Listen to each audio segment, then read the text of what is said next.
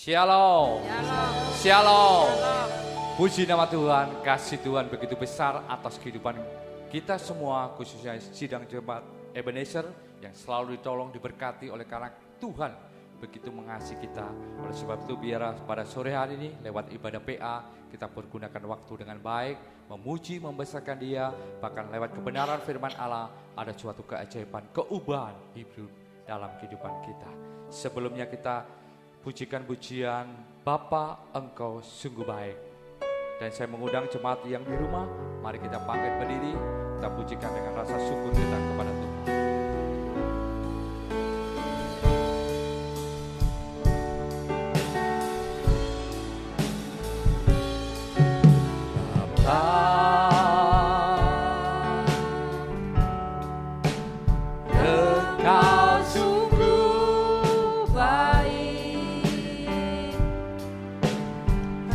Kasih-Mu melimpah di hidupku.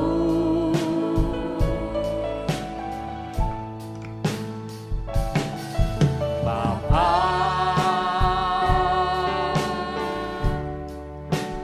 ku berterima kasih berkat-Mu hari ini yang Kau sediakan bagiku. Ku naikkan syukur, naikkan syukurku buat hari yang Kau beri. Tak bisa kasih dan rahmat-Mu selalu baru dan tak pernah terlambat. Pertolongan-Mu besar setia-Mu di sepanjang hidupku. kembali dari atas kita pujikan lebih sungguh-sungguh lagi. Bapa Engkau sungguh baik. Bapa,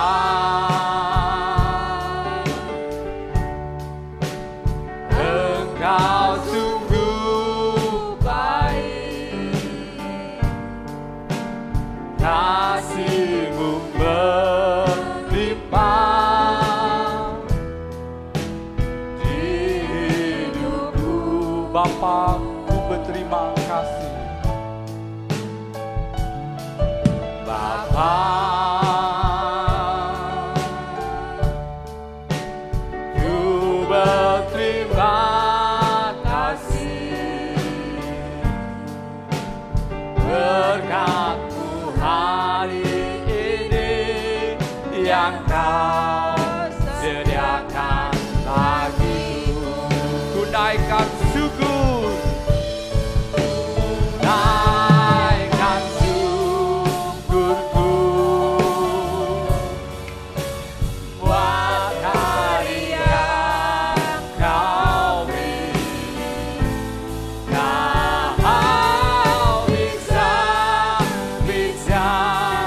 kasih dan rahmat-Mu selalu baru. Haleluya.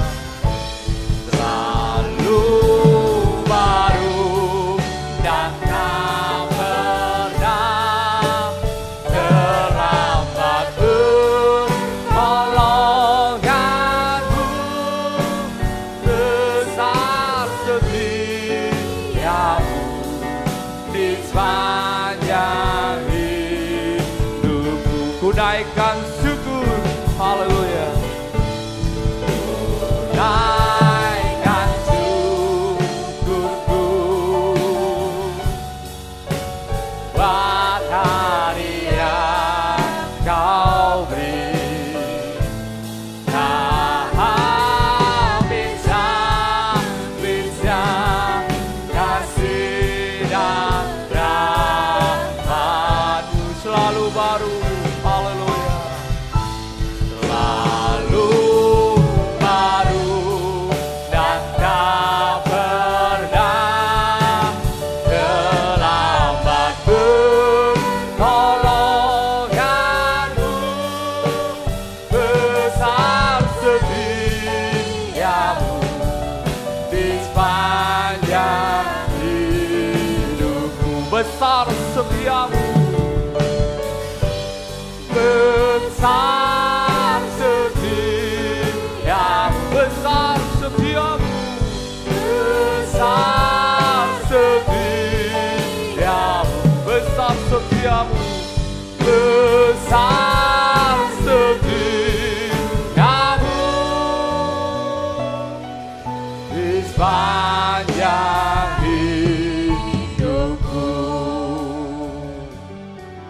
Haleluya. Inilah pernyataan kami Tuhan. Bahkan Engkau besar setiamu dalam kehidupan kami. Engkau tidak pernah lupa. Bahkan lewat apa yang Kau sudah berikan. Janji yang indah, janji yang pasti yang Kau senantiasa berikan kepada kami. Bagi orang-orang yang mengandalkan Engkau, bagi orang-orang yang percaya kepada Engkau Tuhan. Oleh sebab itu biarlah sore hari ini lewat ibadah PA Tuhan, kami benar-benar menaruh suatu pengharapan kepada Engkau sepenuhnya Tuhan. Kiranya Allah bertakhta berhadirat dengan ibadah PA pada sore hari ini. Kami bisa merasakan suasana surga ada dalam kehidupan kami. Kau tapiskan dengan tapisan yang benar. Kau sertai kami semua imam-imammu. Hingga kami bisa memuji, membesarkan Engkau. Bukan dari kekuatan kami, tapi anugerah yang besar Kau limpahkan dalam kehidupan kami Tuhan. Terima kasih istimewa hamba-Mu Bapak Indra Wijaya. Kiranya Allah Kau berikan hikmat marifat yang pada Allah sendiri. Sehingga apa yang ditaburkan lewat kebenaran firman Allah menjadi kekuatan, menjadi iman, bahkan menjadi dasar dalam kehidupan kami. Untuk kami bisa mengerti akan kehendak dan rencana-Mu dalam kehidupan kami Tuhan. Terima kasih.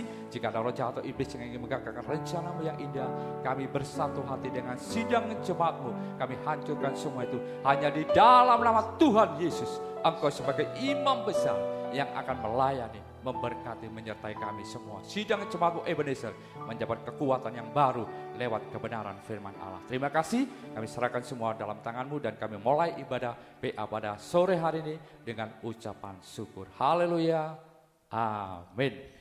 Puji nama Tuhan, silakan duduk kembali. Sidang jemaat yang dikasihi Tuhan, pada sore hari ini seperti yang kita lakukan adalah ibadah PA menjadi kekuatan yang indah dalam kehidupan kita. Karena tanpa firman hidup kita akan sia-sia. Tapi dengan firman Allah maka kekuatan yang baru akan kita miliki. Puji nama Tuhan, kita akan pujikan pujian. Jemaat yang ada di rumah silakan duduk kembali. Kita pujikan besarlah Tuhan dan layak dipuji.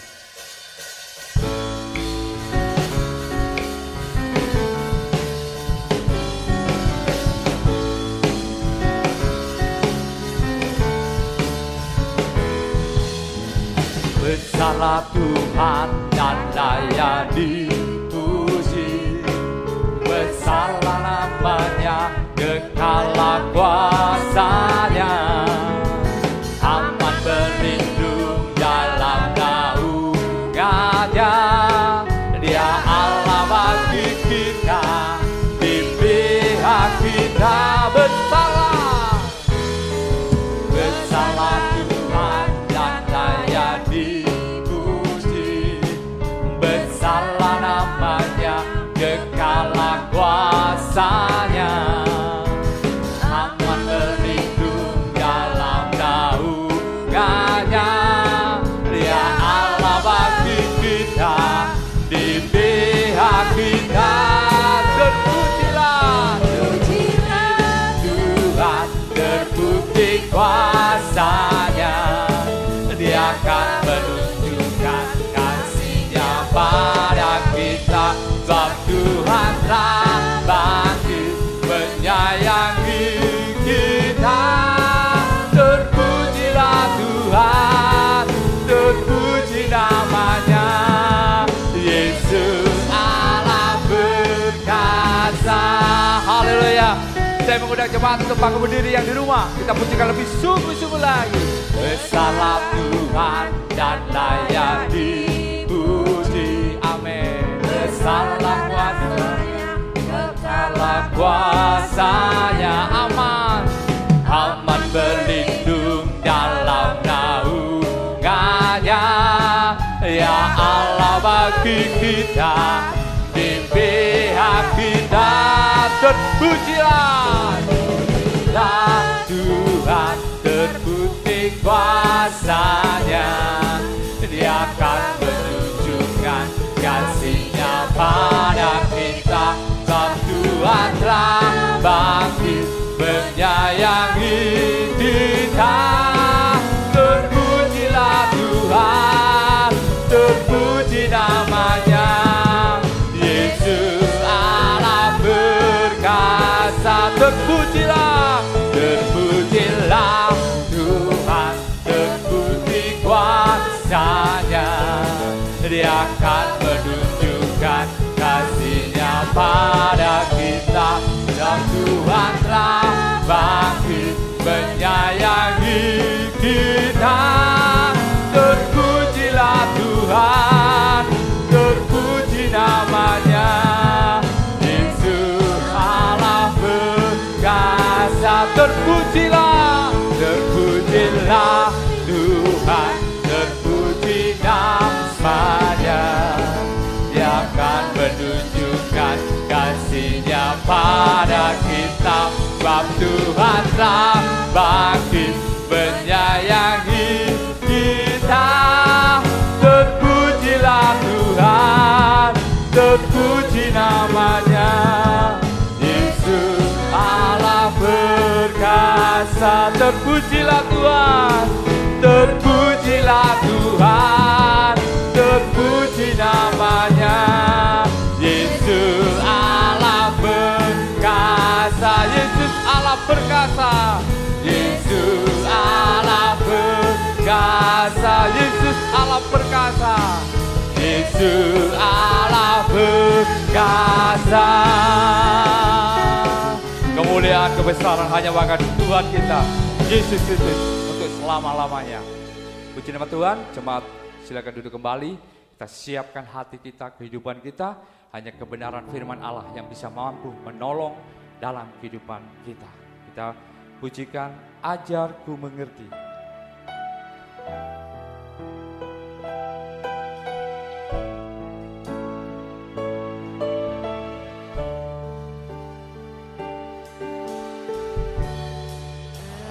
Ajarku mengerti segala rencanamu. Ajarku berserah hanya padamu. Pimpin jalanku, pimpinlah jalanku dalam terang firman-Mu. Ajarku berharap hanya padamu. Bapakku, ajaib segala rancangan. Bapakku, ajaib segala rancangan-Mu. Tuhanku, heran perbuatan-Mu. Engkau sanggup, Engkau sanggup mengadakan segala yang ku perlukan. Menurut kehendak-Mu terjadilah. Ajarku mengerti, ajarku mengerti segala rencana-Mu. Ajarku berserah hanya padamu. Pimpin jalanku, pimpinlah jalanku dalam terang firman-Mu. Ajarku berharap hanya padamu. Katakan dengan segenap hati, Bapa, ajaib segala rancangan-Mu. Haleluya.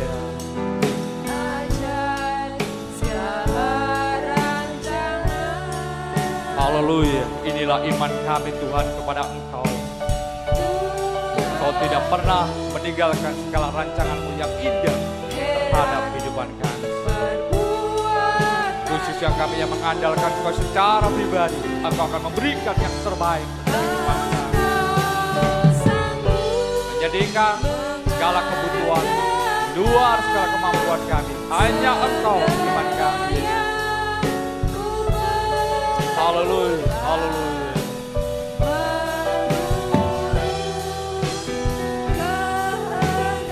Sekali lagi dengan segenap hati, Bapa ajaib segala rancangan,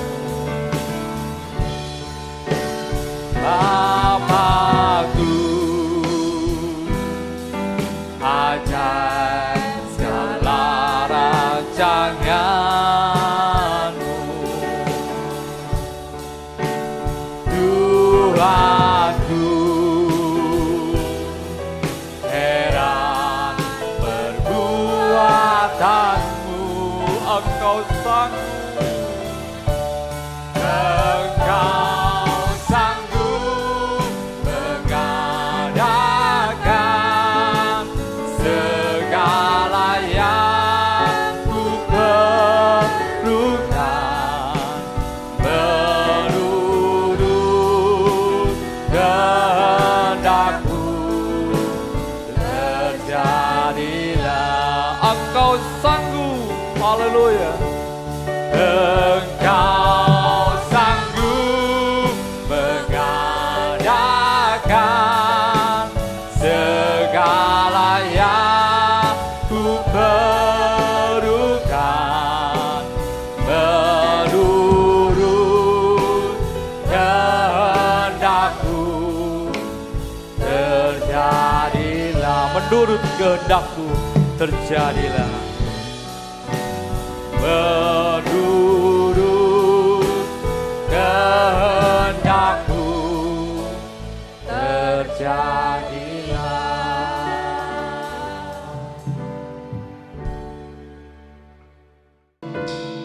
Haleluya.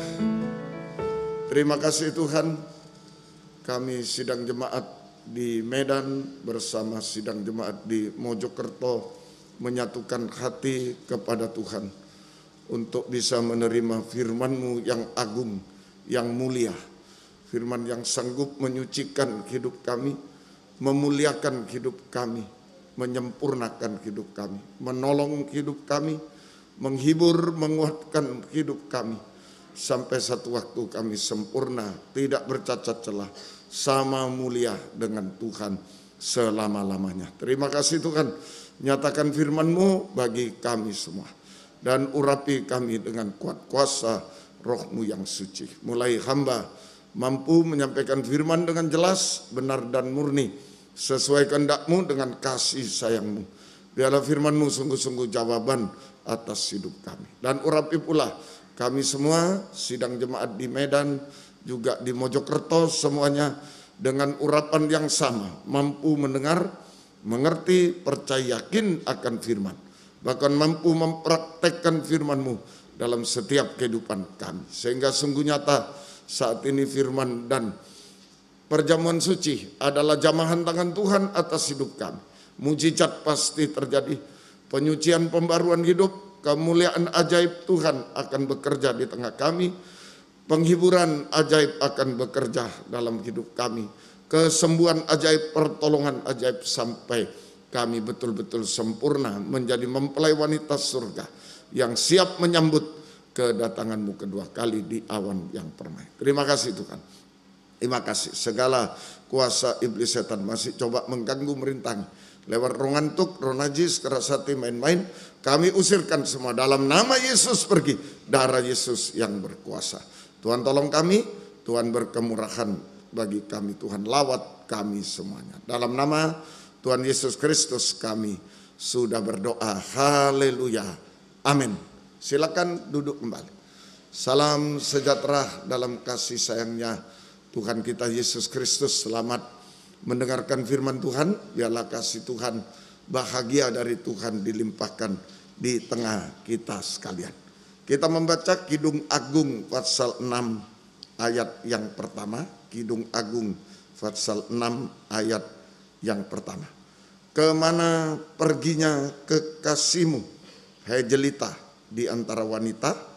Ke jurusan manakah kekasih-Mu pergi, supaya kami mencarinya besertamu. Ini adalah sikap hidup gereja Tuhan mempelai wanita surga. Sikap hidup mempelai gereja Tuhan mempelai wanita surga terhadap Yesus mempelai pria surga, yaitu selalu mencari Yesus mempelai pria surga. Kemana kekasih-Mu pergi, cari besertamu, ya. Jadi selalu mencari Yesus mempelai pria surga, artinya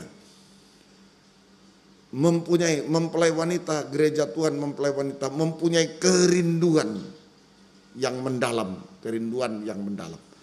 untuk tidak mau terpisah dari Yesus mempelai pria surga.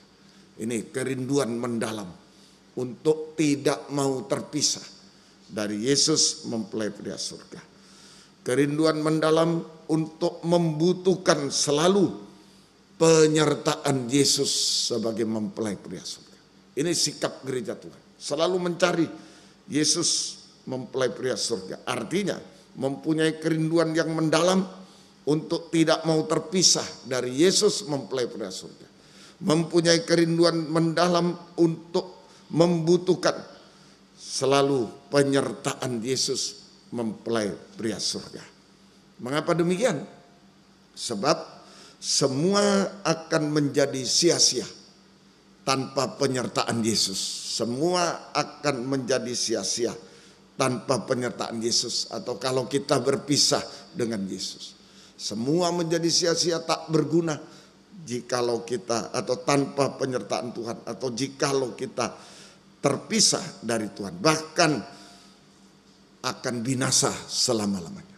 Bukan cuma tidak berguna, sia-sia, tetapi akan binasa selama-lamanya. Kalau kita terpisah dari Tuhan, tanpa penyertaan Tuhan, semua sia-sia, tidak berguna, bahkan binasa selama-lamanya.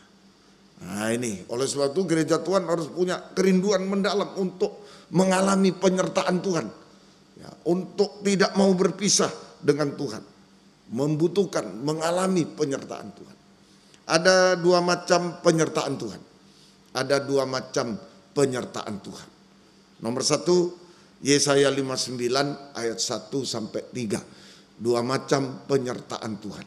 Nomor satu, Yesaya 59 ayat 1-3. Sesungguhnya tangan Tuhan tidak kurang panjang untuk menyelamatkan, dan pendengarannya tidak kurang tajam untuk mendengar, tetapi yang merupakan pemisah antara kamu dan Allahmu ialah segala kejahatanmu, dan yang membuat dia menyembunyikan diri terhadap kamu sehingga ia tidak mendengar ialah segala dosamu. Nah ini pemisah dosa.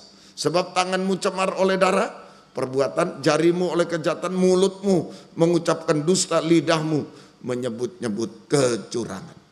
Jadi ini dua macam penyertaan Tuhan. Yang pertama ini namanya penyertaan jangka pendek, penyertaan Tuhan jangka pendek sekarang. Penyertaan Tuhan jangka pendek atau sekarang. Nah hati-hati, ada pemisahnya, itulah dosa. Dosa lewat perbuatan, lewat perkataan, lewat angan-angan, pikiran.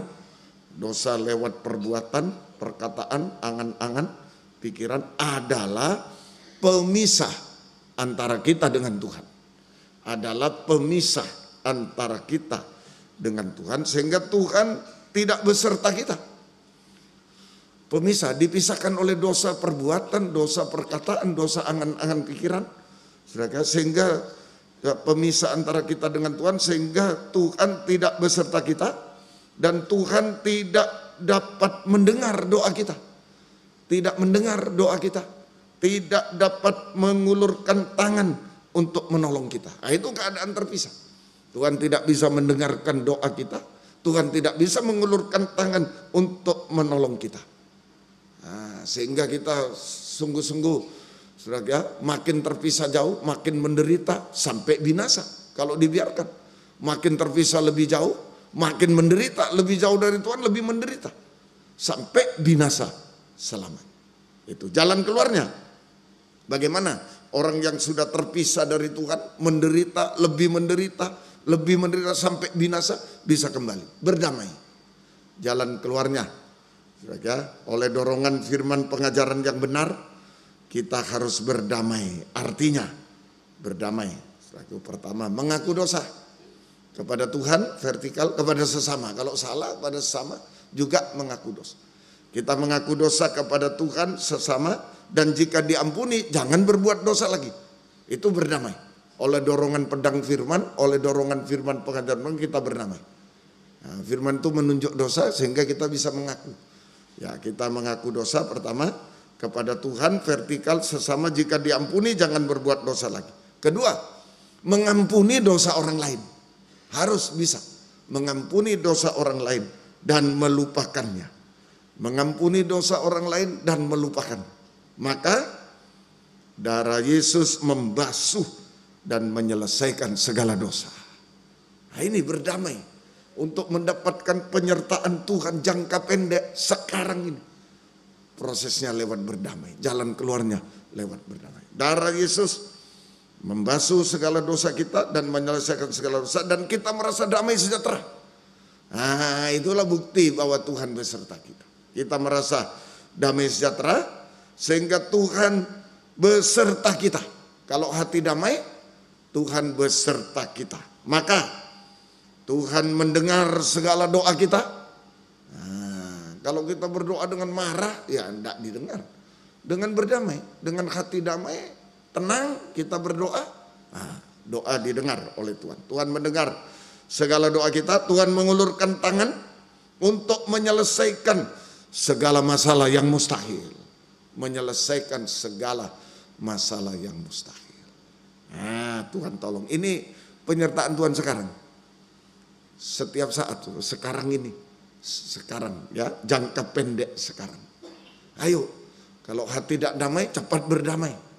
Nah, selesaikan. Ada hati damai, maka doa kita dijawab oleh Tuhan. Dan Tuhan aktif mengulurkan tangan untuk menyelesaikan semua masalah kita. Semua masalah yang mustahil selesai. Contoh di Markus 9 ayat 14 sampai 29 judulnya. Nah, ini Yesus ada di gunung penyembahan, sementara di bawah gunung terpisah ini. Yesus di atas gunung, ada orang-orang murid-murid di bawah gunung terpisah, ada masalah sakit ayan. Nah, usah dibaca, saya kira sudah tahu semua. Matius 17, Markus 9, Lukas 9 sama. Yesus di atas gunung menyembah. Sementara di bawah gunung terpisah dari Tuhan, ada masalah, sakit ayan. Nah itu, ya. Jadi Yesus di atas gunung, di bawah gunung ada, saudara, di bawah gunung terpisah dari Tuhan, maka ada masalah, yaitu orang sakit ayan, gila babi, orang sakit ayan. Artinya secara rohani berbuat dosa sampai puncak dosa. Berbuat dosa sampai puncak dosa. Dosa makan minum, kawin mengawinkan.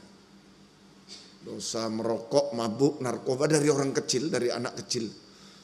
Semua itu bisa terjadi. Dan kawin mengawinkan juga. Dosa percabulan dari kecil pun bisa terjadi.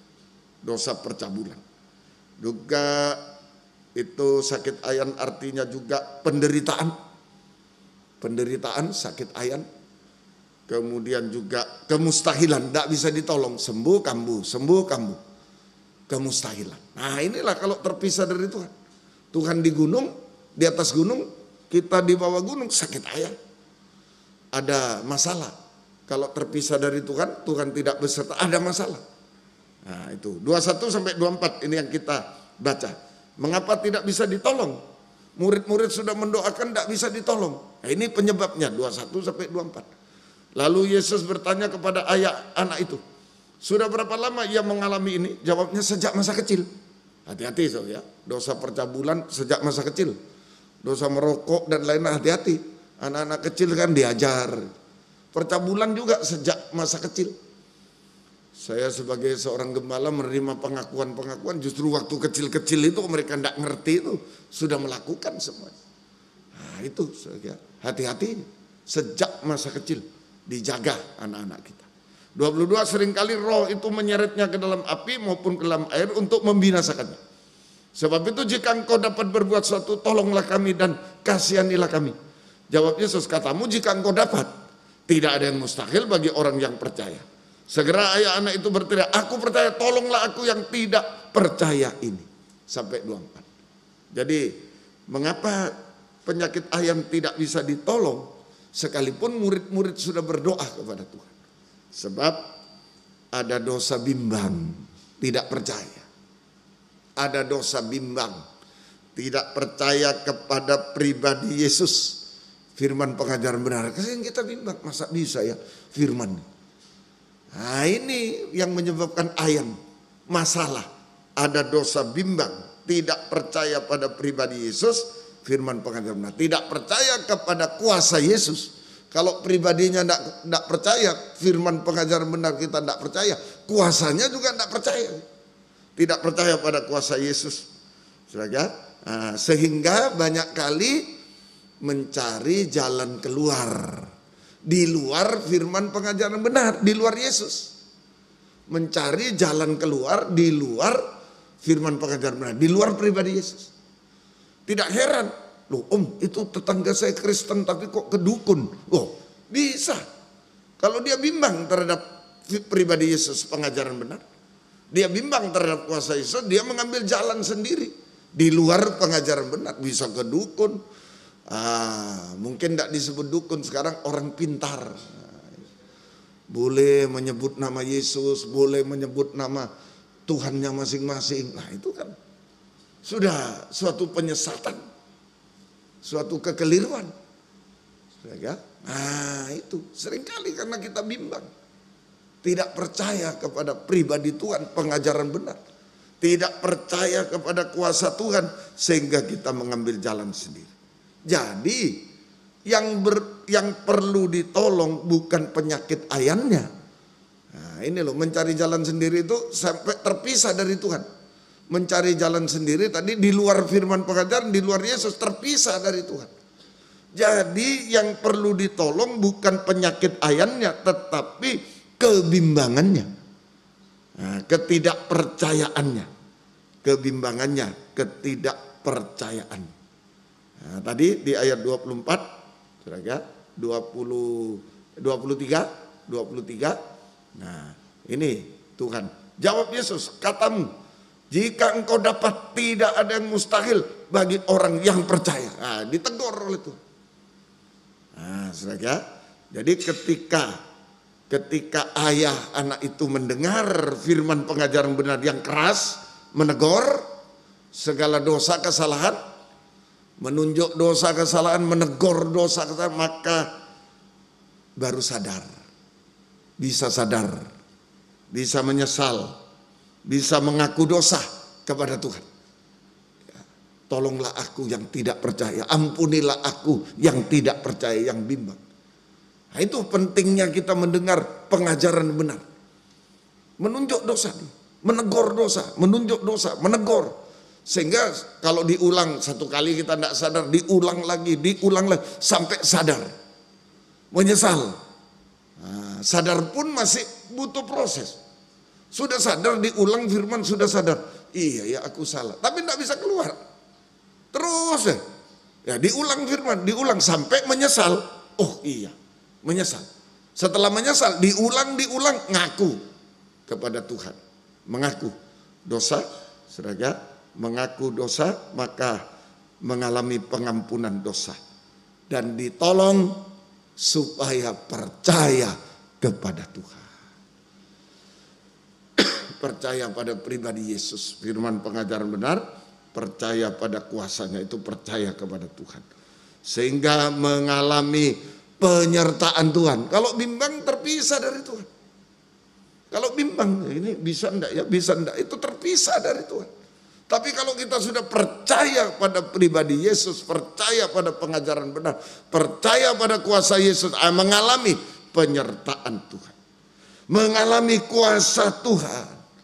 Mengalami penyertaan Tuhan sama dengan mengalami kuasa Tuhan, sehingga penyakit ayan disembuhkan. Segala kenajisan disucikan. Kemudian segala yang mustahil diselesaikan. Masalah yang mustahil diselesaikan oleh Tuhan. Nah ini suatu penyertaan Tuhan jangka pendek sekarang. Jangan sampai terpisah. Kalau kita terpisah, Yesus di gunung, kita di bawah. Wah, masalah besar.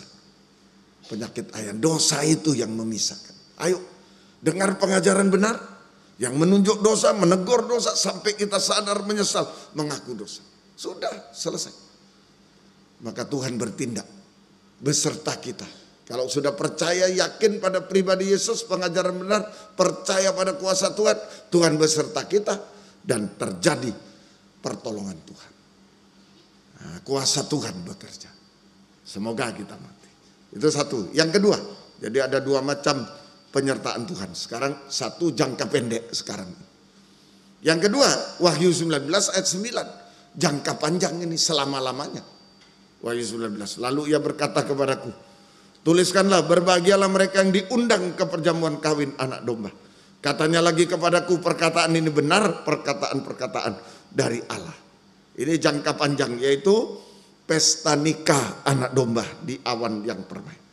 Pesta nikah anak domba adalah pertemuan antara Yesus yang datang kedua kali dalam kemuliaan sebagai Raja segala raja. Saya ulangi, jadi yang kedua Wahyu 19 ayat 9 ini untuk jangka panjang.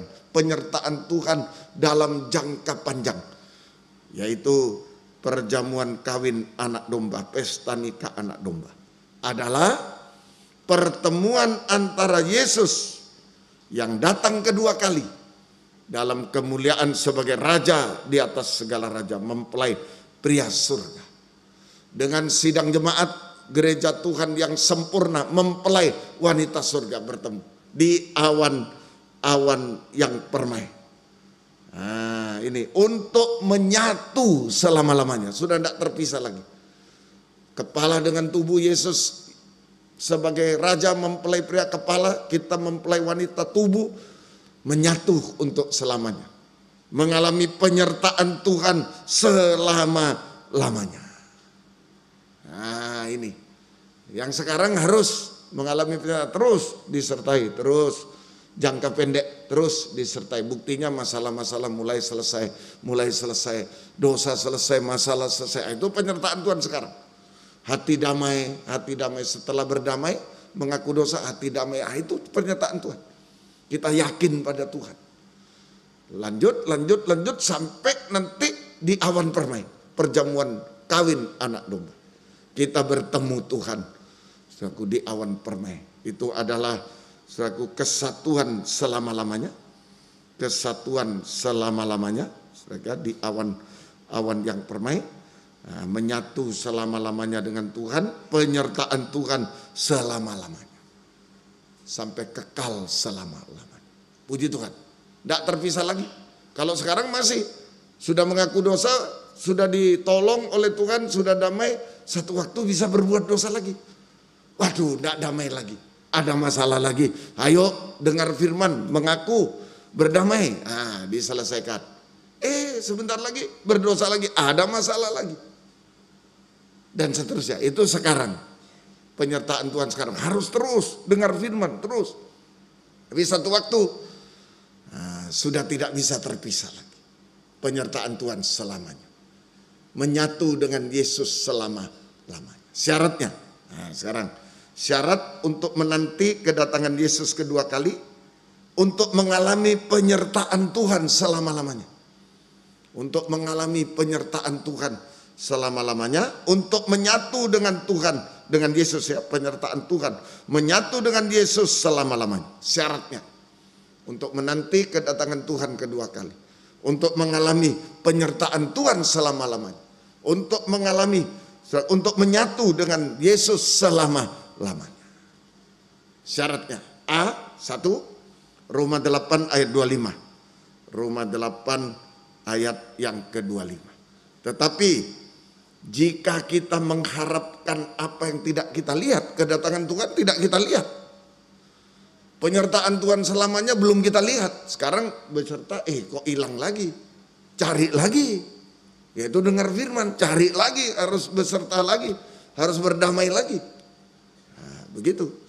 Sekarang, tapi yang selama-lamanya nanti bagaimana ya? Belum kita lihat. Nah ini, kalau kita mengharapkan apa yang tidak kita lihat, kita menantikannya dengan tekun. Nah ini syarat pertama. Jadi kita harus tekun menanti kedatangan Yesus kedua kali. Tekun, belum datang dia. Kita harus tekun menantikan kedatangan Yesus kedua kali di awan permai. Tekun dalam hal apa? Kisah Rasul 2, 41, 42. Kisah Rasul 2, 41, 42. Nah ini menanti, aku tekun menanti kedatangan Tuhan kedua kali. Ya, tekun dalam penggembalaan itu. Orang-orang yang menerima perkataan itu, perkataannya itu memberi diri dibaptis, sudah baptis air, baptis Roh Kudus, hidup benar. Pada hari itu jumlah mereka bertambah 3.000 jiwa. Mereka bertekun dalam pengajaran Rasul dan pemecahan roti, saya satukan. Mereka bertekun dalam persekutuan, di garis bawah ya, pengajaran Rasul dan pemecahan roti. Ya. Loh, mereka bertekun dalam pengajaran Rasul dan pemecahan roti, memecahkan roti. Mereka bertekun dalam persekutuan. Mereka bertekun dalam berdoa. Ini. Jadi yang dimaksud tekun, harus tekun menanti kedatangan Tuhan. Kita harus tekun dalam kandang penggembalaan, ruangan suci. Ketekunan dalam 3 macam ibadah pokok. Ketekunan dalam kandang penggembalaan sama dengan ketekunan dalam 3 macam alat. Sekarang ketekunan dalam 3 macam ibadah pokok. Nah, mestinya ini kebaktian umum, tetapi karena fellowship, nah, kita menerima perjamuan suci, pendalaman Alkitab dan perjamuan suci itu tadi, pemecahan roti, nah, itu pengajaran dan pemecahan roti, itu meja roti, pelita emas, ketekunan dalam kebaktian umum, mezbah dupa, ketekunan dalam kebaktian doa penyembahan. Nah, ini yang harus kita tekuni, ketekunannya ini, ketekunan dalam 3 macam ibadah itu yang dilihat, ketekunan. Nah, kemudian Kisah Rasul 2, 46, Kisah Rasul 2, 46. Dengan bertekun sehati mereka berkumpul tiap hari dalam bait Allah. Mereka memecah roti di rumah masing-masing secara bergilir dan makan bersama dengan gembira dan tulus hati. Setiap hari berada di bait Allah, artinya setiap hari beribadah, tiap-tiap hari beribadah melayani Tuhan. Setiap hari beribadah melayani Tuhan. Sesuai jabatan pelayanan yang Tuhan percayakan kepada kita. Tiap hari nanti kita beribadah melayani Tuhan. Kapan waktunya? Tuhan yang tahu. Setiap hari kita beribadah melayani Tuhan sesuai jabatan pelayanan yang Tuhan percayakan. Jadi dari 3 macam ibadah pokok, ketekunan 3 macam, 3 kali sekarang ini, 3 macam 3 kali, akhirnya tiap hari, akhirnya satu waktu siang malam untuk beribadah melayani Tuhan, sudah di takhta surga. Wahyu 4 ayat yang ke-8, Wahyu 4 ayat 8. Ini ketekunan, harus meningkat ketekunan. Dan keempat, makhluk itu masing-masing bersayap 6, sekelilingnya dan di sebelah dalamnya penuh dengan mata, dan dengan tidak berhenti-hentinya mereka berseru siang malam, Kudus, kuduslah Tuhan Allah yang Maha Kuasa. Tadi mereka berseru siang malam, kudus, kuduslah Tuhan Allah yang Maha Kuasa. Siang malam di garis ya, yang sudah ada dan yang akan datang. Siang malam. Jadi akhirnya nanti sampai siang malam beribadah melayani Tuhan di takhta surga selama-lamanya. Siang malam selama-lamanya. Nah, itulah ketekunan harus meningkat. Jangan mundur, ketekunan harus meningkat. Harus meningkat.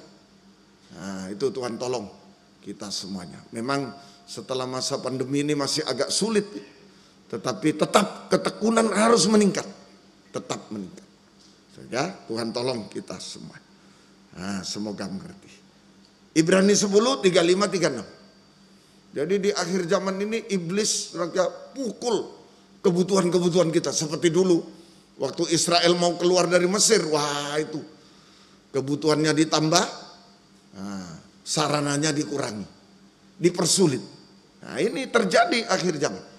Sebab itu janganlah kamu melepaskan kepercayaanmu, karena besar upah yang menantinya. Sebab kamu memerlukan ketekunan, supaya sesudah kamu melakukan kehendak Allah, kamu memperoleh apa yang dijanjikan. Jadi banyak kebutuhan kita di akhir zaman. Banyak keperluan kita, kebutuhan kita ini memerlukan ketekunan. Banyak kebutuhan, keperluan kita di akhir zaman yang semakin meningkat dan keadaan semakin sukar, sulit. Kebutuhannya meningkat, keadaannya semakin sulit, semakin sukar. Nah, itu yang terjadi. Sehingga itu semakin sulit. Tetapi semua sudah terpenuhi. Kamu memerlukan ketekunan. Tetapi semua sudah terpenuhi dalam ketekunan, dalam kandang penggembalaan. Ketekunan dalam 3 macam ibadah pokok. Sampai kita berseru, Tuhan adalah gembalaku, takkan kekurangan aku. Sampai sempurna, takkan kekurangan. Kita dipelihara dalam kelimpahan, bukan diukur juta-juta, bukan. Kita dipelihara dalam kelimpahan, artinya selalu mengucap syukur dan menjadi berkat bagi orang lain. Nah, ini ketekunan dalam 3 macam ibadah. Ketekunan dalam kandang penggembalaan. Nanti meningkat setiap hari beribadah melayani Tuhan sampai siang malam. Terus meningkat. Ketekunannya meningkat, pemeliharaannya meningkat. Sampai takkan kekurangan aku. Sampai melimpah, mengucap syukur pada Tuhan, menjadi berkat bagi orang lain. Sampai sempurna satu waktu. Setan mempersulit. Setan memperbanyak kebutuhan kita dan mempersulit cara mencapai kebutuhan supaya kita tidak tekun. Itu maksudnya. Supaya kita tidak tekun. Kalau tidak tekun berarti kita tidak bisa menanti kedatangan Tuhan. Kedatangan Tuhan kedua kali seperti pencuri di waktu malam. Kalau kita tidak tekun dalam kandang penggembalaan, kita tidak tekun digembalakan, maka kedatangan Tuhan kedua kali bagikan pencuri. Kedatangannya, bukan Tuhannya yang pencuri, kedatangan. Dan kita pasti ketinggalan. Pasti ketinggalan. Tidak tahu pencuri itu datang. Tiba-tiba, aduh, hilang sudah. Habis sudah. Nah, ini maksudnya setan. Tapi maksudnya Tuhan diizinkan keperluan meningkat, sarana dipersulit, sangat sulit dunia, supaya kita makin tekun mencari Tuhan, makin tekun bersekutu dengan Tuhan, beribadah melayani Tuhan, tergembala dengan benar, sampai bisa ngaku, wah betul-betul saya hidup dari Tuhan, takkan kekurangan. Nah, Tuhan tolong kita semua. Semoga kita mati. Jadi dua pribadi ini betul-betul sangat bertentangan. Pribadi Tuhan mendorong kita tekun lewat kebutuhan meningkat, sarana dipersulit oleh setan diizinkan oleh Tuhan. Supaya kita makin tekun, makin bergantung pada Tuhan sampai takkan kekurangan. Tuhan gembalaku, takkan kekurangan. Tapi bagi setan, dipersulit gitu. Diperbanyak ketekunan, naik harga-harga semua dan lain-lain, dipersulit supaya kita tinggalkan ketekunan. Kalau sudah tidak tekun, di saat kita tidak tekun, Tuhan datang, ya sudah. Kedatangannya seperti pencuri, pasti kita ketinggalan. Pasti kita ketinggalan. Tidak mungkin menyatu dengan Tuhan di awan permai selama-lamanya. Tidak mungkin. Kita ketinggalan dan berarti binasa selamanya. Ayo jaga ketekunan, satu. Apapun yang terjadi, jaga ketekunan. Yang pertama. Kedua, 1 Yohanes 3 ayat 2 sampai 3. 1 Yohanes 3 ayat 2 sampai 3. Sebab kamu saudara-saudaraku yang kekasih, sekarang kita adalah anak-anak Allah, tetapi belum nyata apa keadaan kita kelak. Akan tetapi kita tahu bahwa apabila Kristus menyatakan dirinya, kita akan menjadi sama seperti Dia. Sebab kita akan melihat dia dalam keadaannya sebenarnya. Kalau kita sudah sama suci, sama sempurna, kita bisa melihat dia di awan permai, muka dengan muka. Setiap orang yang menaruh pengharapan itu kepadanya, menyucikan diri sama seperti dia adalah suci. Kalau mau memandang Yesus di awan permai, penyertaan selamanya, menyatu selamanya memandang. Harus suci seperti dia adalah suci. Yang kedua, hidup dalam kesucian. Itu syarat kedua. Menanti kedatangan Tuhan kedua kali. Menyatu dengan dia. Tuhan beserta kita selama-lama. Nah, syaratnya kita harus hidup dalam kesucian. Dengan apa kita bisa disucikan? Sehingga hidup dalam kesucian. Yohanes 15 ayat 3. Injil Yohanes pasal 15 ayat yang ketiga. Yohanes pasal 15 ayat yang ketiga. Kamu memang sudah bersih karena firman yang telah kukatakan kepada. Kamu memang sudah bersih atau suci karena firman yang telah Yesus katakan kepada ku besar. Yesus katakan. Artinya firman yang dibukakan rahasianya oleh Roh Kudus. Itu perkataan Yesus. Firman yang dibukakan rahasianya oleh Roh Kudus. Yaitu ayat yang satu menerangkan ayat yang lain dalam Alkitab. Firman pengajaran yang benar.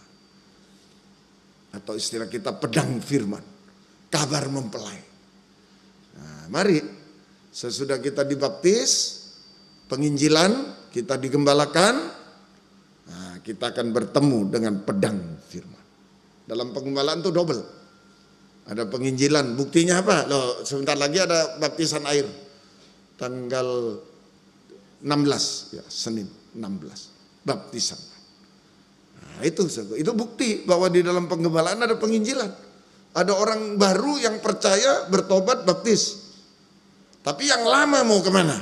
Kalau terus hanya baptis terus, mau kemana yang lama? Bayi terus nanti. Baru baptisan itu kan bayi yang baru lahir. Nah, makanya harus ada pedang firman, makanan keras untuk menyucikan. Nah, bisa paham? Nah, itu double. Jadi jangan heran kalau dalam penggembalaan kita bertobat, baptis air, ada yang menghina. Wah, apa itu? Katanya pengajaran tapi baptis terus. Ada bertobat baptis. Loh, kalau enggak bertobat enggak baptis, mana bisa disucikan?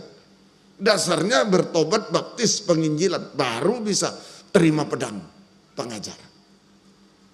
Nah, itu ya. Jadi ini dengan apa kita disucikan supaya hidup dalam kesucian? Dengan perkataan Yesus sendiri.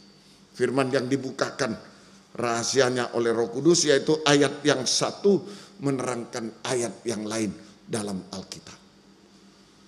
Nah, ya. Kemudian apa yang disucikan oleh firman pengajaran benar, pedang firman. Apa yang disucikan? Yohanes 13 ayat 10 sampai 11. Ini tentang bersih, suci.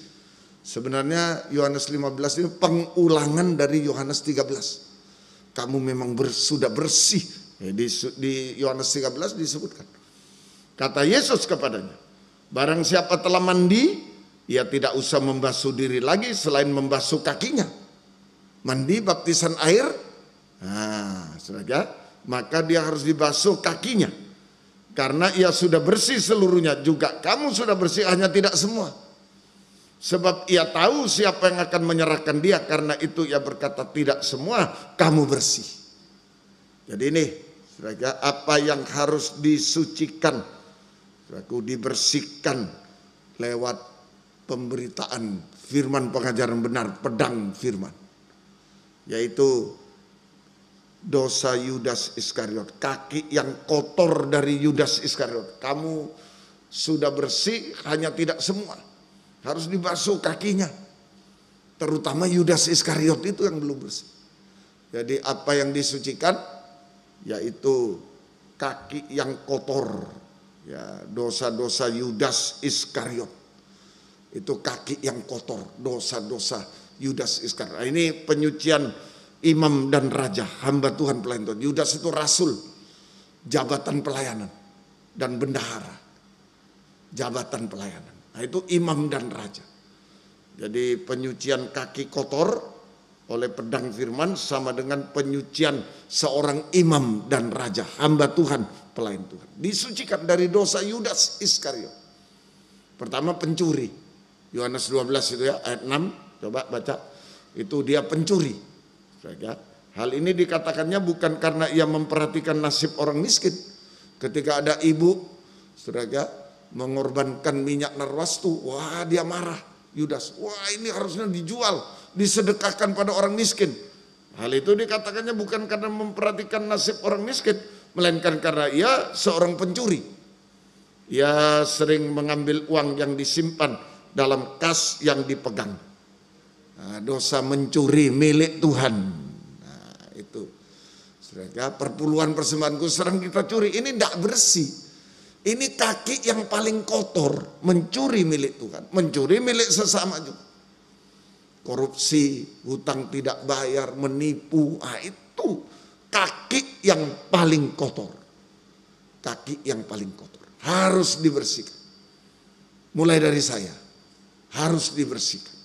Kaki paling kotor, mencuri milik Tuhan, mencuri milik sesama. Itu kaki paling kotor. Banyak kali kita merasa sudah bersih padahal kakinya kotor. Nah, itu ya. Kemudian dosa pengkhianat. Pengkhianat Yudas Iskariot itu Markus pasal 14. Injil Markus pasal yang ke-14 ayat 10 mulai. Judulnya dulu, Yudas mengkhianati Yesus.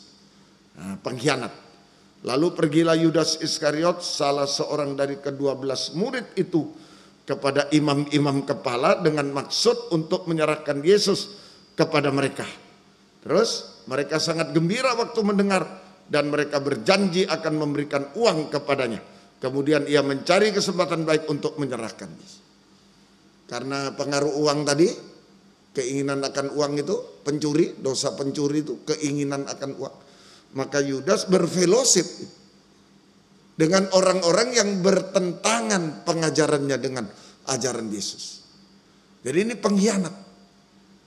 Yudas Iskariot berfellowship dengan hamba-hamba Tuhan semua itu. Hamba-hamba Tuhan, pelayan Tuhan yang mengajarkan ajaran-ajaran palsu yang bertentangan dengan pengajaran Tuhan Yesus. Pengajaran yang benar. Nah, melawan Yesus. Itu pengkhianatan. Itu pengkhianatan. Berfellowship, bersekutu dengan hamba Tuhan, pelayan Tuhan yang mengajarkan ajaran lain, ajaran palsu, ajaran tidak benar, yang tidak sesuai, yang menentang ajaran benar dari Yesus, pengajaran yang benar dari Yesus. Ini pengkhianatan terjadi. Ya, Tuhan tolong kita semua. Kemudian selain dosa Yudas, bersih itu juga dosa kaum muda.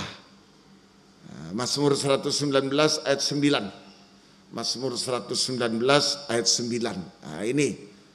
Dengan apakah seorang muda mempertahankan kelakuannya bersih? Dengan menjaganya sesuai dengan firman-Mu.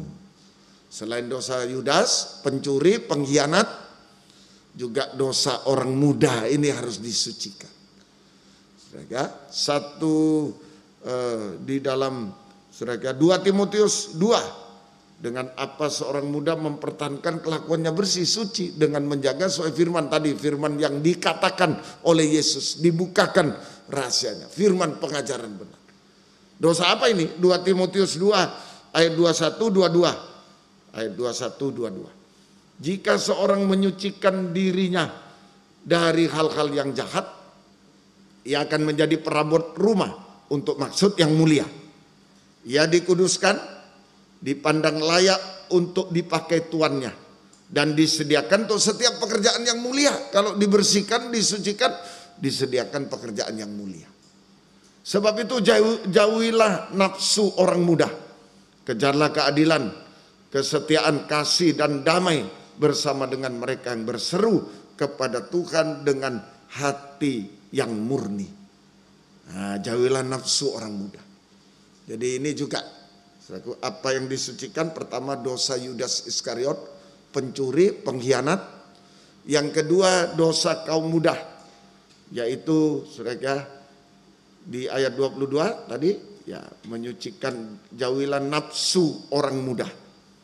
Nah itu, jadi disucikan dari nafsu orang muda. Nah, apa nafsu orang muda itu? Yaitu dosa makan minum, kawin mengawinkan. Itu nafsu orang muda. Orangnya tua tapi nafsunya masih muda, bisa juga. Saudara, nah itu. Jadi dosa makan minum dan kawin mengawinkan. Hati-hati itu. Merokok, mabuk, narkoba, ini kebersihan. Mulai kaum muda dibersihkan dari dosa makan minum, kawin mengawinkan. Merokok, mabuk, narkoba, juga orang tua yang mempunyai nafsu orang muda. Merokok juga, mabuk juga, narkoba juga. Sampai kawin mengawinkan. Dosa kawin mengawinkan. Dosa percabulan. Nah ini hati-hati. Nikah yang salah, hati-hati. Tontonan yang tidak baik, hati-hati. Tuhan tolong disucikan ya dari nafsu orang muda. Nafsu orang muda juga ayat yang ke 23 dan 23 sampai 24. Nah ini. Hindarilah soal-soal yang dicari-cari, yang bodoh, yang tidak layak. Engkau tahu bahwa soal-soal itu menimbulkan pertengkaran. Sedangkan seorang hamba Tuhan tidak boleh bertengkar, tapi harus ramah terhadap semua orang, harus cakap mengajar, sabar. Terus 25, dan dengan lemah lembut dapat menuntun orang yang suka melawan. Kaum muda suka melawan, tidak taat. Sebab mungkin Tuhan memberikan kesempatan pada mereka untuk bertobat dan memimpin mereka sehingga mereka mengenal kebenaran. Ya, ini dosa orang muda, penyucian dosa, saudara, nafsu orang muda. Pertama makan minum, kawin mengawinkan. Yang kedua, saudaraku, mencari masalah-masalah sampai bertengkar. Mencari masalah-masalah sampai bertengkar. Nah itu kaum muda. Orang tua juga. Nah, paling banyak masalah di mana? Mencari masalah sampai bertengkar. Coba lihat di mana didengar. Ya di dalam gereja. Dalam gereja. Nanti wah bertengkar, ada yang mendengar, wah bertengkar. Baik kaum muda, orang tua sama.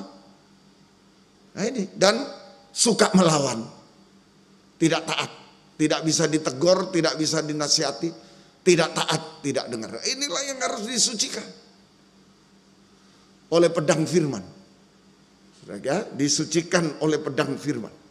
Nah, kalau perjalanan hidup kita disucikan tadi dari dosa Yudas, pencuri, pengkhianat, dari dosa nafsu orang muda, makan minum, kawin mengawinkan, suka bertengkar, suka melawan, sudah disucikan, maka kita menjadi hamba Tuhan pelan-pelan dengan kaki yang indah. Roma 10 ayat 15, kaki yang indah, dipakai dalam pekerjaan mulia, dipakai dalam pembangunan tubuh Kristus. Nah itu. Dan bagaimana mereka dapat memberitakannya jika mereka tidak diutus? Sebab ada tertulis betapa indahnya kedatangan mereka yang membawa kabar baik. Dalam terjemahan lama, kaki. Nah itu. Ya, saudara, alangkah eloknya, indahnya setiap tapak kaki orang yang membawa kabar kesukaan dari hal baik. Nah, sekali lagi, jika kita disucikan, jika kaki perjalanan hidup, kaki yang kotor, perjalanan hidup yang kotor disucikan dari dosa Yudas Iskariot, pencuri, pengkhianat, disucikan dari dosa nafsu orang muda, yaitu dosa makan minum, kawin mengawinkan, kenajisan, dosa suka bertengkar, mencari masalah-masalah sampai bertengkar. Nah itu seringkali kita mendesak orang begini, bertengkar. Kalau orang yang didesak, wah kamu apa? Ya bertengkar. Nah itu, hati-hati, jangan suka bertengkar dan suka melawan. Tidak bisa dinasihati, tidak bisa ditegur, tidak taat. Nah ini kalau disucikan dari dosa ini, maka kita menjadi hamba Tuhan, pelayan Tuhan dengan kaki yang indah, yang dipakai dalam pekerjaan mulia, pekerjaan pembangunan tubuh Kristus sempurna. dengan membawa kabar baik untuk jiwa-jiwa yang belum percaya Yesus, jiwa yang belum percaya, sehingga jumlah kuantitas anggota tubuh Kristus bertambah. Itu penginjilan, penting, kabar baik, penginjilan.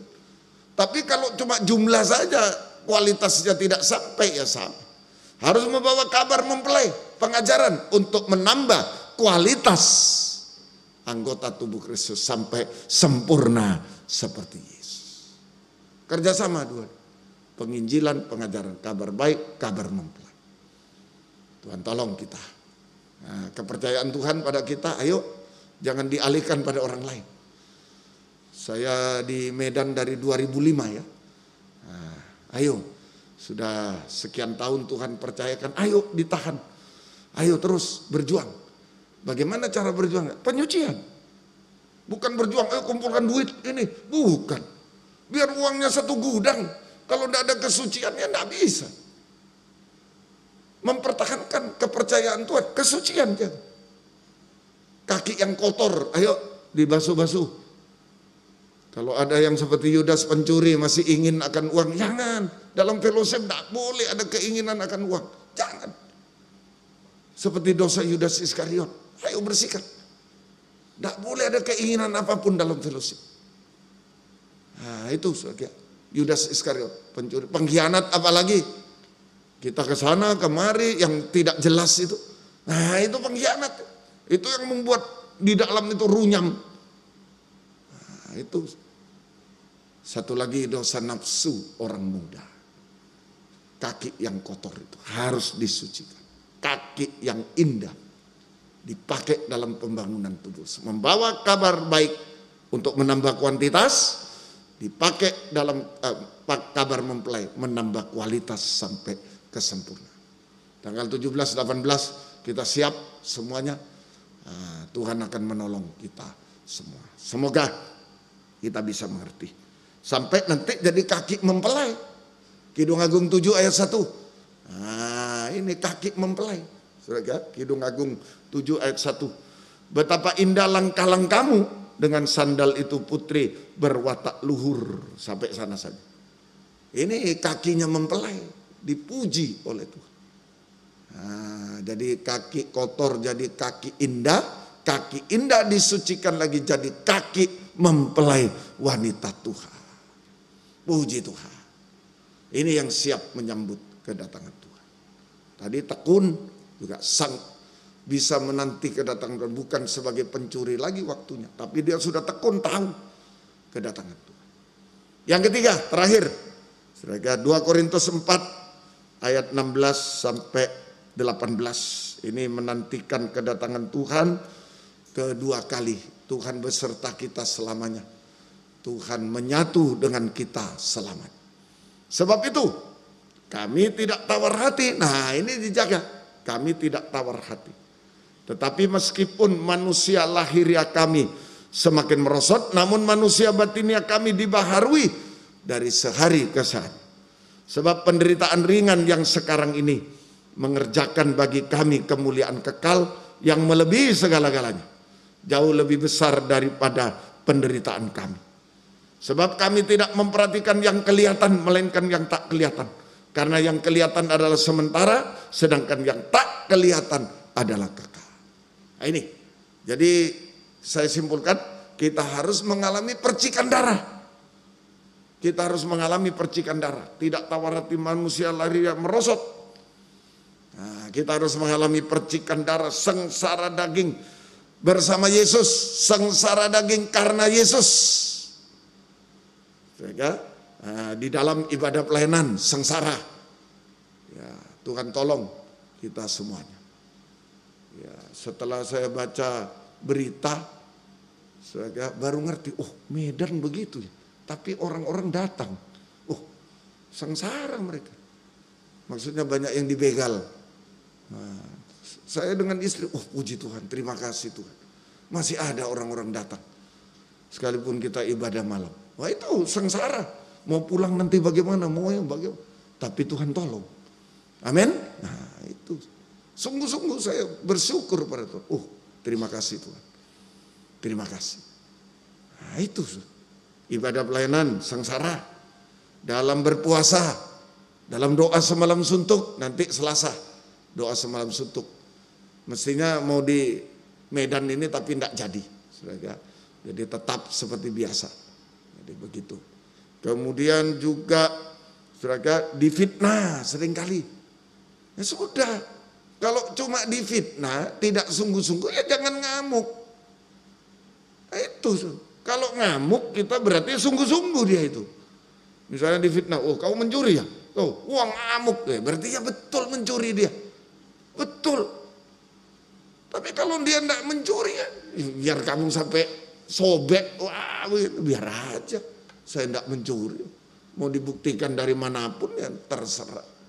Begitu saja. Nah itu, kalau cuma difitnah, terima kasih Tuhan. Saya berbuat benar, tapi saya difitnah. Seperti engkau Tuhan. Engkau tidak salah, tidak ini, tapi saya difitnah oleh mereka. Yang justru orang berdosa, terserah. Berdoa saja sama Tuhan. Tidak salah disalahkan. Nah itu makanan kita harus seperti Yesus. Nah, tapi kalau kita tidak salah disalahkan sampai kita ngamuk, ya jangan-jangan salah beneran. Salah benar itu. Jangan, biar saja. Ayo kita mengalami percikan darah. Amin. Nah, makanya banyak berpuasa. Percikan darah, imam besar tuh memegang darah, tapi memegang dupa, makanya kuat.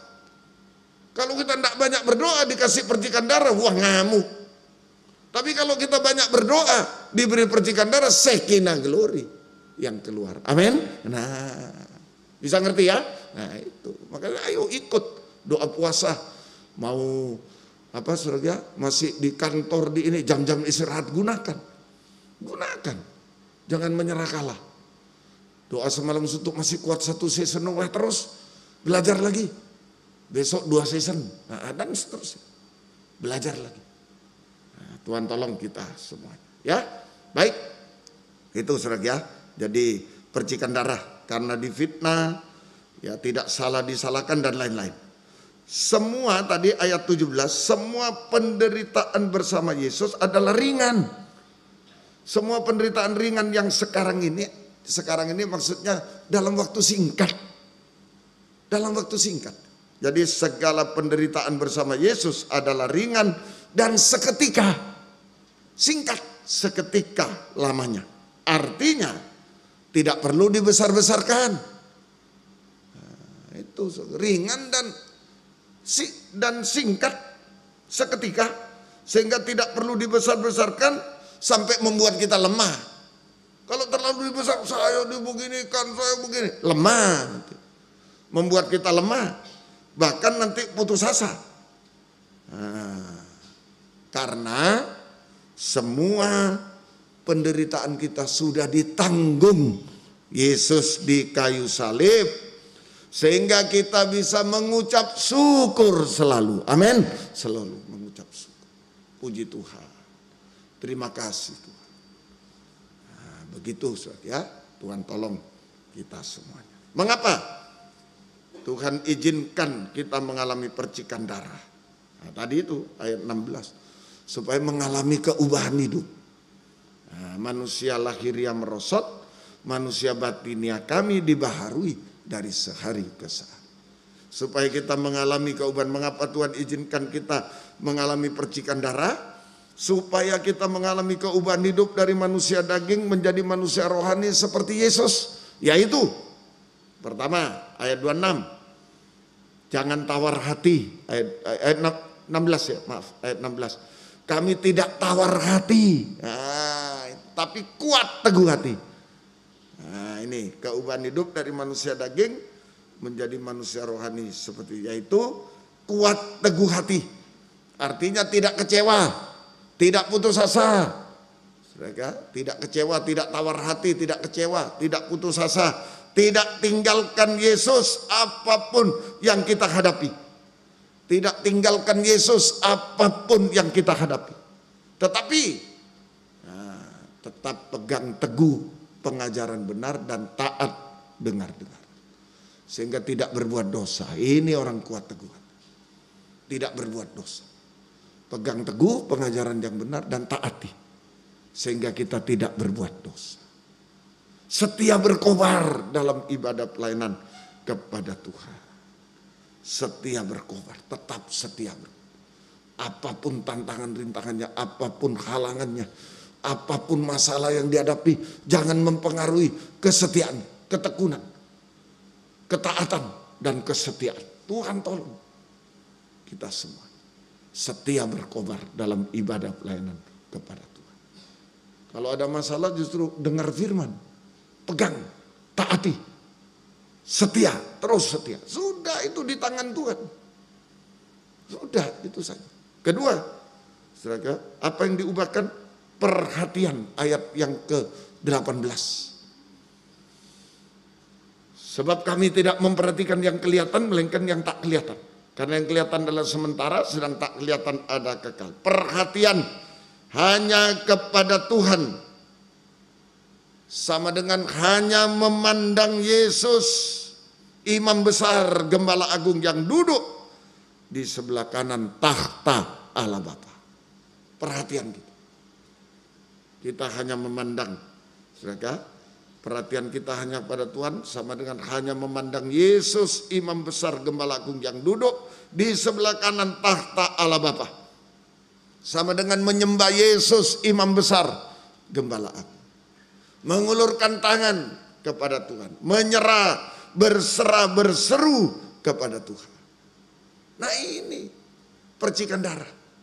Kita tidak tawar hati, kuat teguh hati, dan kita hanya memandang Dia, hanya menyembah.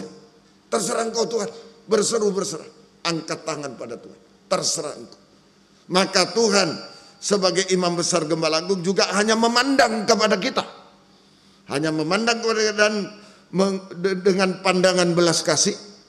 Maka Yesus imam besar gembala agung hanya memandang kepada kita dengan pandangan belas kasih, tidak menghukum, belas kasih, dan mengulurkan tangan belas kasihnya kepada kita. Sama dengan Tuhan sedang memperhatikan, memperdulikan, bergumul untuk kita. Kalau kita memandang Dia, angkat tangan pada Dia, berseru berserak, menyerahkan semua, terserah Engkau Tuhan, saya tidak bisa. Maka Tuhan sedang memandang kita dengan tangan belas kasih. Mengulurkan tangan belas kasih sama dengan Tuhan sedang memperhatikan, memperdulikan, bergumul untuk kita semuanya. Puji Tuhan. Hasilnya terakhir. Pertama, Lukas 22 61 sampai 62. Lukas 22 61 62. Lalu berpalinglah Tuhan memandang Petrus. Nah, imam besar memandang dengan pandangan belas kasih. Maka teringatlah Petrus bahwa Tuhan telah berkata kepadanya, sebelum ayam berkokok pada hari ini engkau telah 3 kali menyangkal aku. Lalu ia pergi keluar dan menangis dengan sedih. Nah, ini Tuhan bergumul untuk Petrus, sekarang untuk kita semuanya. Saudara, Petrus menyangkal, kenal ini, oh enggak. Setelah itu ayam berkokok, Yesus berpaling. Berarti saat Petrus menyangkal sudah tidak dilihat oleh Tuhan. Sudah Petrus di sana, Tuhan di sana. Karena dia menyangkal Tuhan. Tapi ketika ada ayam berkokok, firman penggembalaan yang diulang-ulang, Tuhan masih punya pandangan belas kasih. Amin. Nah, ini gunanya tergembala. Kalau Petrus seperti pohon ditanam di tepi jalan, tidak tergembala, begitu menyangkal ya Tuhan ada sana terus sudah. Tidak melihat dia, mati dia. Dipotong sudah. Tebang. Tapi karena Petrus tergembala, kok firman diulang, Yesus masih menoleh. Kasihan. Nah, ini bedanya. Tuhan tolong kita semua. Ketekunan, kesucian, keubahan, percikan darah. Itu penyertaan Tuhan. Sampai kekal selama. Ya, Tuhan tolong. Nah, mengubahkan. Jadi Yesus imam besar, tadi semua memandang Petrus, mengubahkan Petrus yang keras hati, menyangkal Tuhan 3 kali, menjadi Petrus yang lembut hati, tergembala dalam 3 macam ibadah pokok. Tuhan bertanya 3 kali, Petrus, adakah engkau mengasihi aku? Gembalakanlah. Dari menyangkal jadi tergembala 3 kali. 3 macam ibadah. Ketekunan penggembalaan dalam 3 macam ibadah pokok. Nah, itu Yohanes 21 ayat 15 sampai 17. Baca 17-nya, ketika ketiga kali terus diulang, firman diulang, sedih hati Petrus. Kata Yesus kepadanya ketiga kali. Dari menyangkal 3 kali jadi tergembala dalam 3 macam ibadah. Ketekunan 3 macam ibadah. Simon anak Yohanes, apakah kau mengasihi aku? Maka sedih hati Petrus. Tadi menangis sedih. Apakah engkau mengasihi aku? Dan ia berkata, Tuhan, engkau tahu segala sesuatu. Dan seterusnya. Nah ini, saya Petrus lembut hati, tergembala dalam 3 macam ibadah pokok, sampai karena firman diulang-ulang menunjuk dosanya, sampai Petrus sedih hati, mengaku dosa dan bertobat hidup benar. Bertobat hidup benar. Malam ini mari melembut, jangan keras terus, tapi melembut, mengaku dosa, kalau diampuni bertobatlah, berhenti. Dan ayat 18, Petrus mengulurkan tangan kepada Tuhan. Aku berkata kepadamu, sesungguhnya ketika engkau masih muda, engkau mengikat pinggangmu sendiri, engkau berjalan kemana saja kau kehendaki. Tapi jika engkau sudah menjadi tua, engkau akan mengulurkan tanganmu, orang lain mengikat engkau dan membawa engkau ke tempat yang tidak kau kehendaki. Mengulurkan tangan sampai rela mati untuk Tuhan. Sekarang kita taat dengar-dengaran sampai daging tidak bersuara. Akui dosa, ulurkan tangan. Taat sampai daging tak bersuara. Saudara, maka betul-betul saudara, suasana surga betul-betul kita alami. Ya, Tuhan tolong kita semua.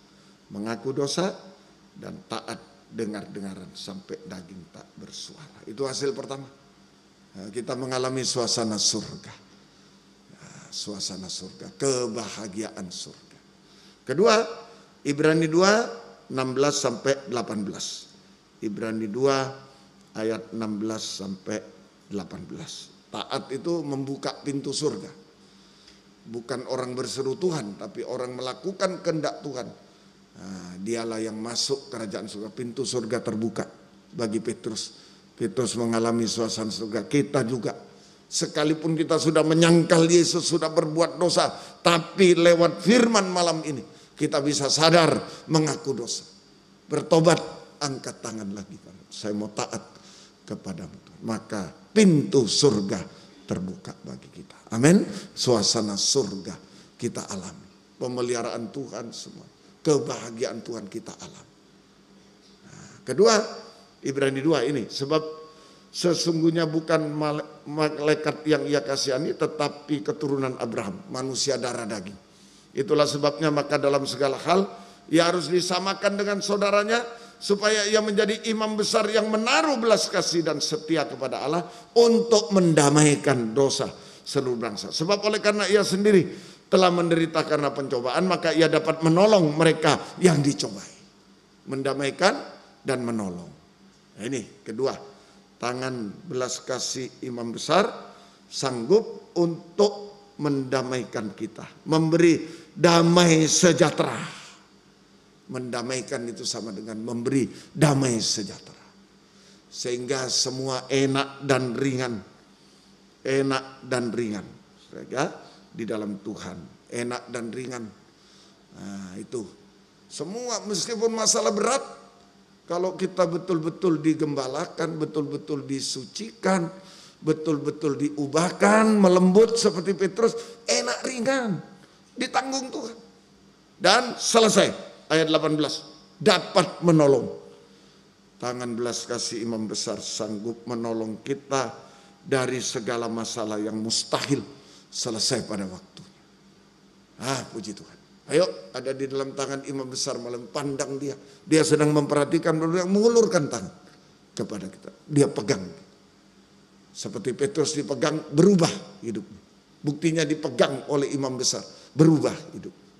Kedua, mulai damai, hati damai. Di dalam tangan imam besar damai. Biar masalah banyak, damai sejahtera. Enak dengan. Dan Tuhan sanggup menyelesaikan. Amin. Ya. Yeremia 29:11. Ketiga, terakhir, mari. Yeremia 29 ayat 11. Ya, sebab aku ini mengetahui rancangan apa yang ada padaku mengenai kamu, demikianlah firman Tuhan. Rancangan damai sejahtera, bukan rancangan kecelakaan, untuk memberikan kepadamu hari depan penuh harapan. Tangan imam besar, belas kasih imam, sanggup memberikan masa depan yang berhasil indah pada waktunya. Lalu kalau Yesus datang kedua kali, kita diubahkan sama mulia, sempurna sama mulia dengan dia, mempelai wanita yang siap menyambut kedatangannya kedua kali di awan permai. Betul-betul menyatu selamanya, bersorak-sorai haleluya, masuk Firdaus 1000 tahun sampai Yerusalem baru, kekal selama, penyertaan kekal selama-lamanya. Inilah kerinduan kita. Ayo, jangan terpisah sedikit pun. Jangka pendek, kalau sudah aku merasa ada masalah tidak damai, selesaikan. Jangka pendek sampai hati damai. Jangka panjang sampai sempurna, sampai tidak terpisah selamanya. Tekun dalam penggembalaan, penyucian kaki yang kotor, dan keubahan hidup, melembut. Tuhan memperhatikan, memperdulikan, bergumul untuk kita semuanya. Tuhan memberkati. Mari kita akan menerima perjamuan suci. Kita bangkit berdiri bersama-sama, sidang jemaat di Medan, sidang jemaat di Mojokerto, semuanya bangkit berdiri bersama. Kita nyanyikan suplemen nomor 1, Allah peduli. Allah peduli. Mari, haleluya.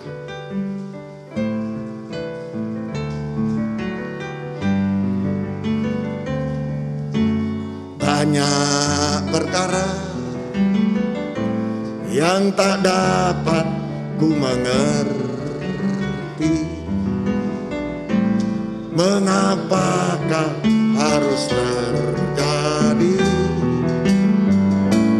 di dalam kehidupan ini.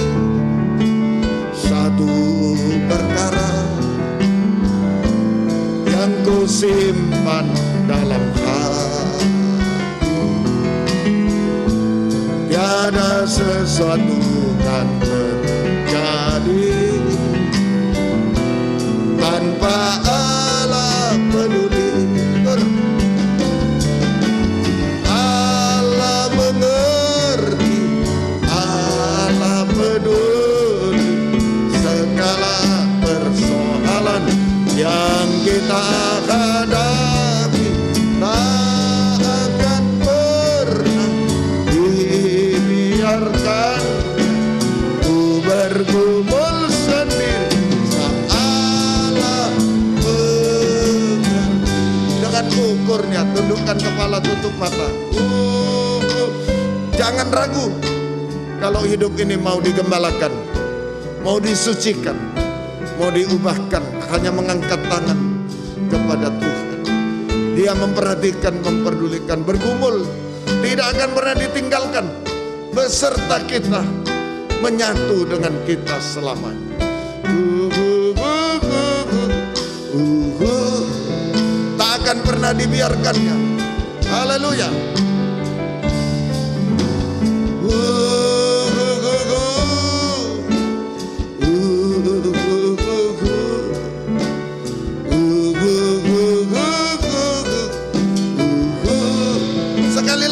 Angkat dua tangan yang butuh, angkat dua tangan ke atas.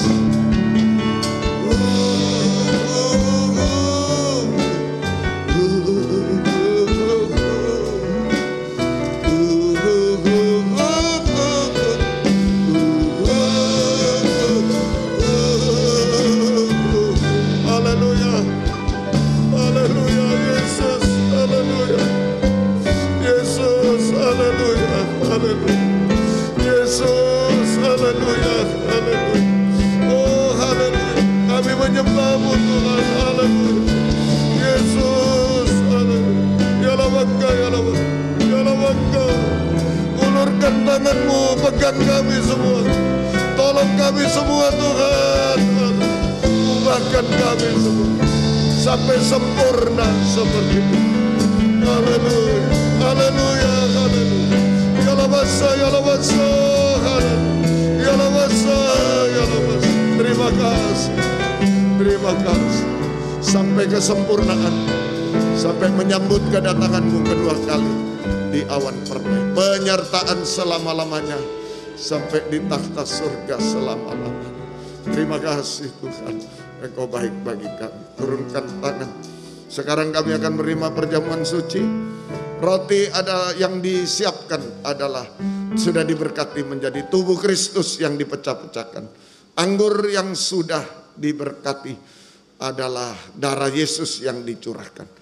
Di dalamnya ada uluran tangan Imam Besar Gembala Agung, tangan belas kasih, mampu untuk mengubahkan, menolong kami, menyembuhkan kami, sampai menyempurnakan kami. Sucikan, layakkan kami, ampuni dosa kami, bubuhkan berkat atas perjamuan suci.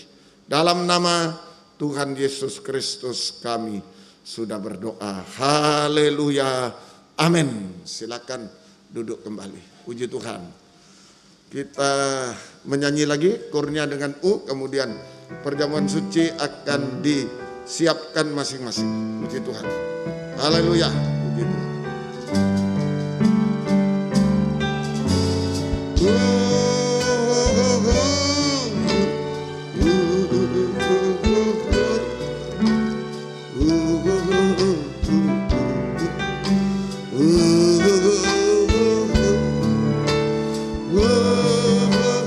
Kita bangkit berdiri, sudah letakkan di dada.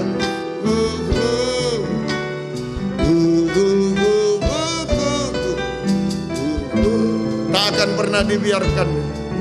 Letakkan di dada, eratkan di dada masing-masing. Kita menyatu dengan dia, dia menyatu dengan kita.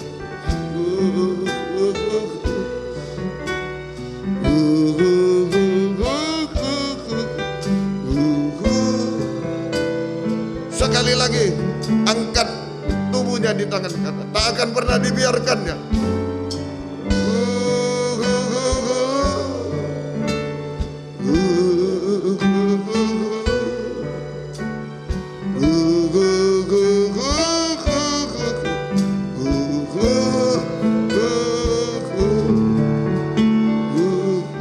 Haleluya. Haleluya. Lewat perjamuan suci Engkau beserta kami, kami beserta Engkau Tuhan. Oh haleluya. Tidak ada yang mustahil bagimu. Terima kasih Tuhan. Terima kasih. Dengarkan firman Tuhan. Sebab apa yang telah kuteruskan kepadamu telah aku terima dari Tuhan.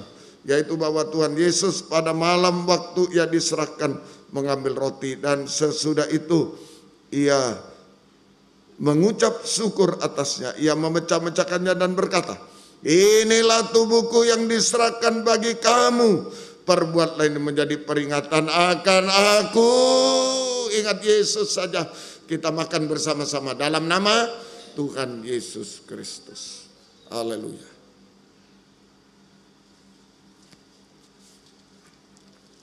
Haleluya. Haleluya Yesus. Haleluya. Terima kasih Tuhan. Engkau terlalu baik bagi kami. Memperhatikan, memperdulikan, bergumul bagi manusia berdosa semacam kami. Terima kasih Tuhan, terima kasih. Angkat cawan darahnya di tangan kanan, lebih tinggi dari kepala. Hargai setetes darah Yesus. Perjamuan suci bukan obat, lebih dari itu. Uluran tangan belas kasih. Bukan cuma menyembuhkan, tapi bisa melakukan apa saja sampai menyempurnakan kita semuanya. Jika ada penyakit bisa diraba, tangan kiri raba. Jika tidak bisa letakkan di dada. Demikian juga ia mengambil cawan sudah makan lalu berkata, cawan ini adalah perjanjian baru yang dimeteraikan oleh darahku. Perbuatan ini setiap kali kamu meminumnya menjadi peringatan akan aku. Kita minum bersama-sama dalam nama Tuhan Yesus Kristus. Haleluya. Bukan hanya sampai di dunia, tapi sampai di awan permai. Oh, selama-lamanya di kerajaan surga bersama dia. Bersama keluarga kami masing-masing yang sudah mendahului kita juga. Semuanya menyatu kembali dengan Tuhan. Selamanya tidak ada air mata lagi, tidak ada perpisahan lagi. Tuhan bersama kami semua. Haleluya. Angkat dua tangan sekarang, didoakan di mana keluarga kita berada.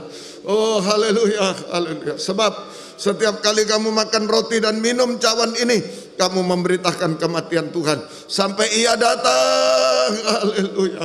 Oh haleluya, haleluya. Ya lawasa, ya lawasa. Haleluya, haleluya, haleluya. Yesus, haleluya, haleluya. Yesus, haleluya. Kami serahkan semua ke dalam tangan-Mu Tuhan.